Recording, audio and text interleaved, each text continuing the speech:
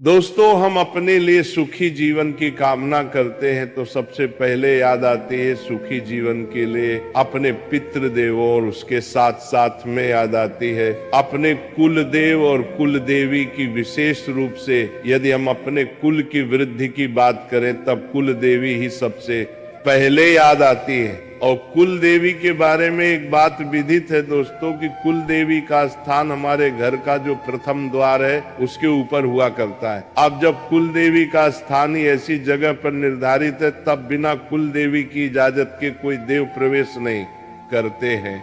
यही कारण है दोस्तों कि जो कुल देवी की मान्यता नहीं करते हैं, या बहुत से लोग तो अपनी कुल देवी के बारे में जानते ही नहीं। दोस्तों, ऐसे में हम कितने ही देवों की पूजा करें फलित नहीं हो पाती, क्योंकि जब तक अपने ही नहीं तब दूसरे भी नहीं। सबसे पहले अपनों को मनाया जाता है, उसके बाद दूसरों को बुलाया जाता है। ये एक व्यवहारिक नियम है। अब बहुत लोग कह देते हैं जी हम हर देव की पूजा करते हैं, इतने इतने इतने मिनट करते हैं, ये मंत्र करते हैं, ये चालीसा करते हैं, परंतु फल नहीं आ पाता। इसका सीधा सा कारण है कि कुल देवी आपके ऊपर ना खुश है। मैं तो कहता हूँ कर लीजिए कुल देवी को प्रसन्न, और देवी प्रसन्न तो फिर सारे देवों का आगमन शुरू, और आप जो पूजा करेंगे आपकी फलित होने लग जाएगी। इतना सा ही है दोस्तों। छोटा सा उपाय बता देता हूँ कि जैसा कि मैंने बताया कि सुबह उठे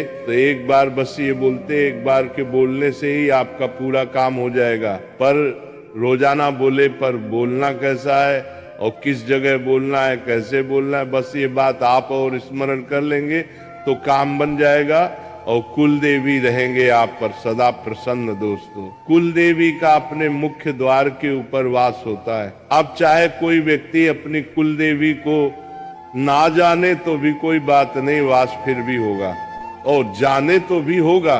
दोस्तों, ये जो प्रयोग मैं बता रहा हूँ ये सिर्फ आपने एक स्मरण करने के लिए है कि आप कुल देवी को इस रूप में स्मरण करेंगे तो कुल देवी आपके घर में सदा कृपा बरसाए और आप पर सदा प्रसन्न रहे।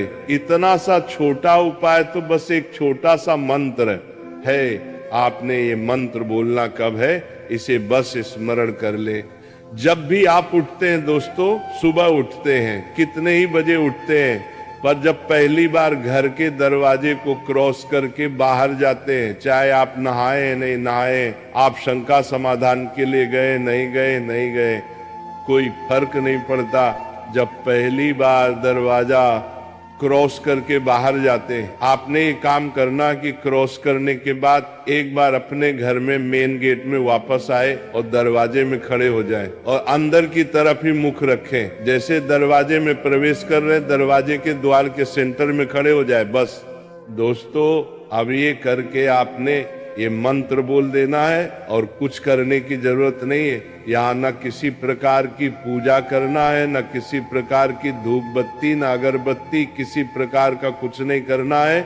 और आपने ये बोल देना है, प्रथम नमामि कुलदेव रक्ष रक्ष मम देव, परिवार शिरसा नमामि पुनः पुनः, कार्यसु सफलम भवे। बस दोस्तों, ये जो मंत्र है इस मंत्र को केवल एक ही बार बोलना है कि प्रथम में कुल देवी को नमस्कार करता हूं, मेरे परिवार की रक्षा करें। बार बार सिर से झुकाकर प्रणाम करता हूं, मेरे कार्य सफल कर। बस ये करो।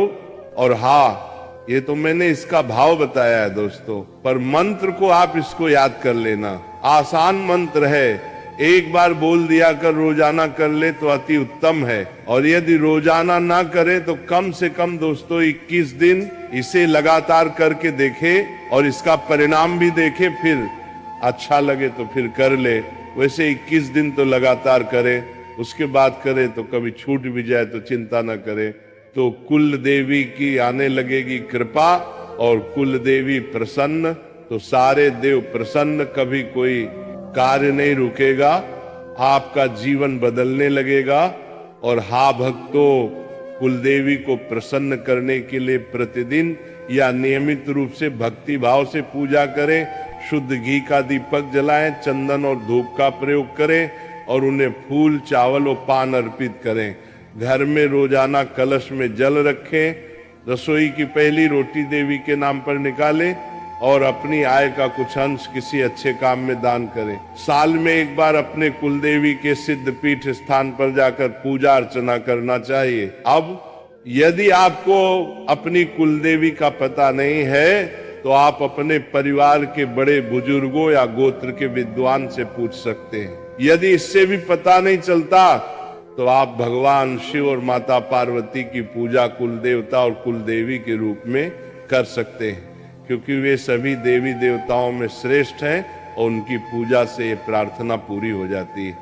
अब एक प्रश्न और है कि कुलदेवी की पूजा किस दिन करनी चाहिए।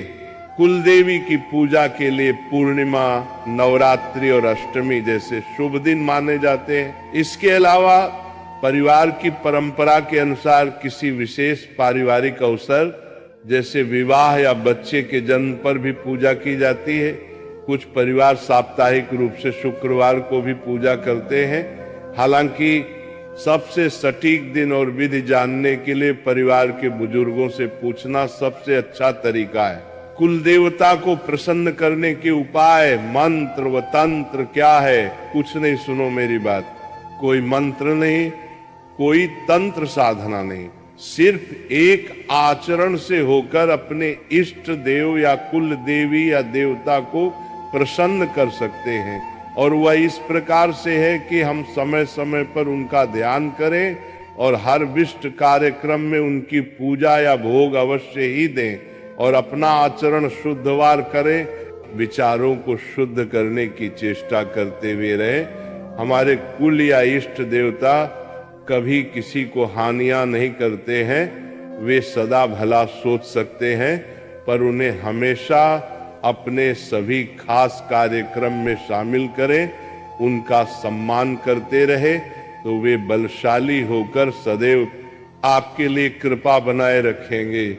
मैं अपने सभी प्रिय भक्तों से अनुरोध करता हूं कि बहुत ही अच्छे कर्म करो, प्रभु की करुणा करो, नाम जप करो, जीवन सुख में अपने आप हो जाएगा। राधा रानी के चरणों में स्पर्श करो और जीवन को आनंदित बनाओ। ये धनवान कुछ नहीं, ये सब आता जाता रहता है, ये कुछ नहीं, सब तुम्हारे कर्म ही तुम्हें सब देंगे। सही समय में सब कुछ सही हो जाता है।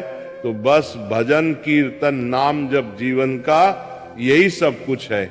अब हम और आप थोड़ा सा नाम जाप करेंगे तो मेरे साथ मिलकर बोलना, जय राधा रानी, जय राधा रानी, जय राधा रानी, जय राधा रानी, जय राधा रानी, जय राधा रानी, जय राधा रानी, जय राधा रानी, जय राधा रानी, जय राधा रानी, जय राधा रानी, जय राधा रानी, जय राधा रानी, जय राधा रानी, जय राधा रानी।